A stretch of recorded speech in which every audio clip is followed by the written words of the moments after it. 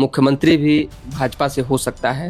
धर्मशिला गुप्ता का भी नाम चला, एक महिला का नाम चल रहा है। जो हमारा दायित्व है मैं उसको ईमानदारी से निभा लूं। हुआ कि नीतीश कुमार खुद ही जाल में फंस गए हैं।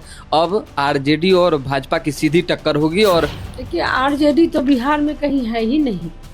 आरजेडी को तो बिहार की जनता ने नकार दिया है। निशांत कुमार को लेकर भी चर्चा है कि वो सरकार में अहम भूमिका में आ सकते हैं। वो लोग विकास विरोधी हैं। कि विपक्षी खेमा जो है विषय से विषांतर होकर सरकार का विरोध करने में लगे हुए हैं। पहले से रणनीति तैयार करके आते हैं कि आज सदन को नहीं चलने देंगे, आज विकास की बातों को नहीं होने देंगे। हिंदू जो है बंगाल के असुरक्षित हो जाएंगे। उनको हार की हताश सता रही है। लेकिन ममता जी जो इस तरह की बातें करती हैं, खुले तौर पे ये धमकी दे रही है, तो इस धमकी का जवाब ममता जी को तुरंत मिलने वाला है। वहाँ के जो हिंदू हैं वो असुरक्षित महसूस कर रहे हैं। टीएमसी के गुंडे को पार रखी है, वो राजनीतिक गुंडे को पार रखी है। वो सरेआम महिलाओं का हत्या करवा रही है, महिलाओं का बलात्कार करवा रही है। और बंगाल की जनता ने मन बना लिया है कि बंगाल में भी एनडीए की सरकार होगी, भाजपा की सरकार होगी और वहाँ कमल खिलेगा। हमारे साथ राज्यसभा सांसद धर्मशिला गुप्ता जी हैं। धर्मशिला गुप्ता जी से बातचीत करेंगे क्योंकि राज्यसभा में मैडम देखा जा रहा है और लोकसभा में भी कि विपक्षी खेमा जो है विषय से विषांतर होकर सरकार का विरोध करने में लगे हुए हैं।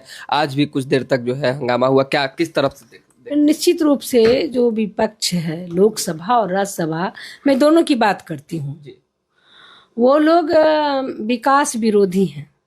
जब संसद चलता है, जब देश की विकास की बातें होती हैं, देशवासियों के हित की बातें होती हैं, राष्ट्र की विकास की बात होती है, तो विपक्षी दल के सभी नेता, राहुल गांधी हो या मल्लिकार्जुन जी हो, सारे लोग मिल करके जो हमारे मुद्दा होते हैं विकास के, जिस पर हमें चर्चा करनी होती है, वो सदन चलने नहीं देते हैं और हल्ला हंगामा करने के बाद पीठ दिखा करके वॉकआउट करके बाहर चले जाते हैं।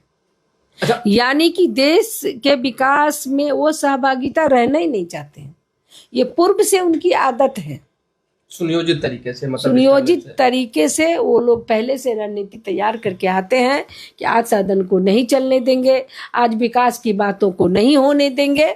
लेकिन यहाँ देश के प्रधानमंत्री आदरणीय नरेंद्र मोदी जी प्रधान सेवक हैं जी, जो 144 करोड़ देशवासियों के सुख और दुख की चिंता करते हैं। और उनका एक ही संकल्प है कि विकसित भारत 2047 का संकल्प है। और उस संकल्प को पूरा करने के लिए वो कटिबद्ध प्रतिबद्ध हैं। और सभी विकास के जो काम है, देश का हो या राज्य का हो, वो निरंतर चलता है। हम लोग उस पर चर्चा करते हैं और बात आगे काम करते हैं। अच्छा मैडम, जिस तरीके से एक बंगाल का सवाल है, आप भी महिला हैं और ममता बनर्जी भी एक महिला हैं, मुख्यमंत्री हैं, और जिस तरह से उन्होंने कहा है कि अगर हमारी सरकार नहीं रही तो हिंदू जो है बंगाल के असुरक्षित हो जाएंगे। आप लोग सबका साथ सबके विकास की बात करते हैं, मजबूत हाथों में देश की बात करते हैं। क्या लग रहा है कि ममता बनर्जी क्या मतलब किस तरीके की राजनीति? ममता बनर्जी बौखला गई है। उनको हार की हताश सता रही है और हार की हताश इतना अधिक सता गया है कि वो तो अब मतलब कि जनता को कहने लगी, यानी कि हिंदू मुस्लिम राइट कराने वाली है। वो बंगाल में खुले तौर पे कह रही है कि मैं जब तक हूँ, मैं नहीं रहूँगी तो यहाँ पर आप लोग को भगा देगा, नहीं होगा। मैं पूछना चाह रही हूँ, क्या प्रधानमंत्री आवास योजना हो या अन्य कोई गरीब जन कल्याणकारी योजना हो जी, सभी जाति को मिलता है, सभी धर्म के लोगों को मिलता है, सभी पार्टी के लोगों को मिलता है। सबका साथ, सबका विकास, सबका प्रयास और सबको विश्वास को लेकर चलते हैं आदरणीय मोदी जी। लेकिन ममता जी जो इस तरह की बातें करती हैं, खुले तौर पे ये धमकी दे रही है, तो इस धमकी का जवाब ममता जी को तुरंत मिलने वाला है।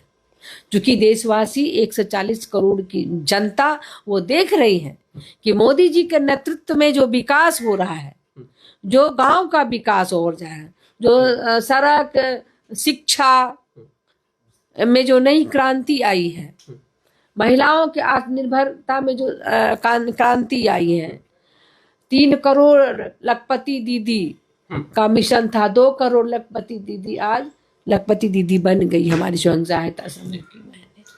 तो इस तरह से अनेक कार्य हो रहे हैं। तो ममता दीदी का ये घबराहटपन है ना, वो हार का दिख रहा है। बदलेगा बंगाल इस बार? बिल्कुल, जिस तरह से वो बंगाल में ये धमकी दे रही है, तो वो देशवासी उस धमकी को नहीं स्वीकार करेंगे। लगता है बंगालवासी उस धमकी को नहीं स्वीकार करेंगे। लगता है कि वहाँ के जो हिंदू हैं वो असुरक्षित महसूस कर रहे हैं।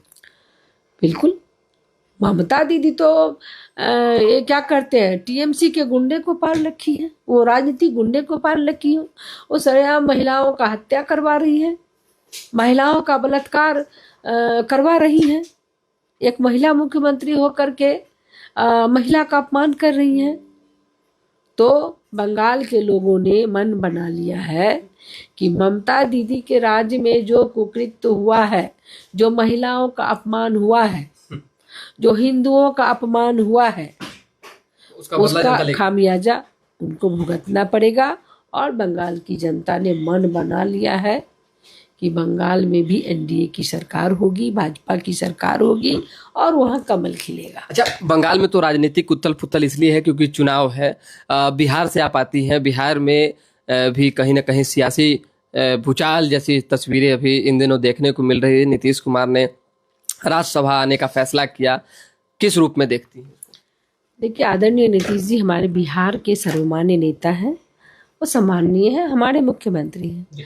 राज्यसभा आना उनका स्वागत है और मुझे लगता है कि बिहार के विकास के लिए वो राज्यसभा के पटल पर भी अपनी बातों को रखेंगे और बिहार के विकास में सहभागी रहेंगे। अच्छा, निशांत जी ने जो है ज्वाइन किया है जेडीयू।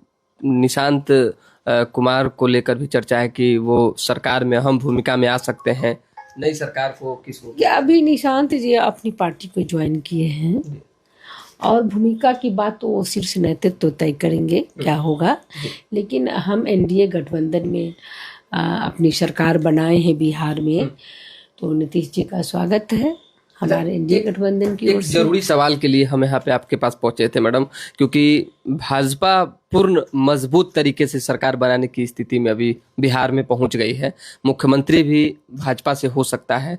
धर्मशीला गुप्ता का भी नाम चला, एक महिला का नाम चल रहा है कि लोग भी कह रहे हैं, इस पर क्या कहेंगे? No comment.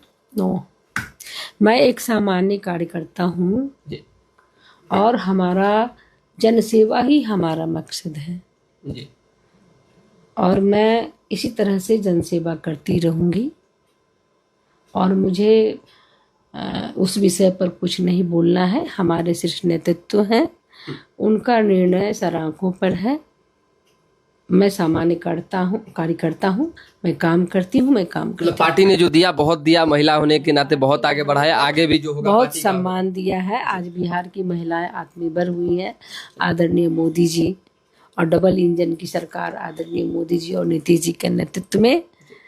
तो मैं जहाँ हूँ बहुत ठीक हूँ और अपना जो हमारा दायित्व है मैं उसको ईमानदारी से निभा लूँ, मेरी यही प्राथमिकता है। एक आखिरी सवाल, तेजस्वी यादव नेता प्रतिपक्ष है बिहार में और उनके नेता अब कह रहे हैं कि अच्छा हुआ कि नीतीश कुमार खुद ही जाल में फंस गए हैं, अब आरजेडी और भाजपा की सीधी टक्कर होगी और बीजेपी बुरी तरीके से जो है आने वाले आगामी चुनाव में हारेगी। देखिए, आरजेडी तो बिहार में कहीं है ही नहीं।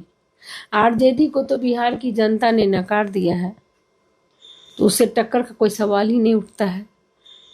हम जो एनडीए में हमारी सरकार बनी है तो हम बहुत मजबूत हैं। नीतीश कुमार बीच में दीवार थे कह रहे हैं। कोई नहीं डिगा सकता है। नीतीश कुमार हमारे सर्वमान्य नेता हैं। चलिए, बहुत धन्यवाद। नीतीश कुमार बिहार के सर्वमान्य नेता है। बात भाजपा के सरकार की रही तो भाजपा किसको मुख्यमंत्री बनाएगी, शीर्ष नेतृत्व तय करेंगे। धर्मशीला गुप्ता का नाम चर्चा में आया, महिला होने के नाते इनका साफ कहना है कि इस पर नो कमेंट है, लेकिन पार्टी ने बहुत कुछ दिया है। आगे अगर पार्टी का कोई निर्णय होगा तो इस पर हम अभी कुछ कहना नहीं चाहेंगे। तो दोबारा जुड़ेंगे, फिलहाल अभी के लिए दें इजाजत। हमारे साथ बने रहें, देखते रहें न्यूज हाट। बहुत बहुत धन्यवाद।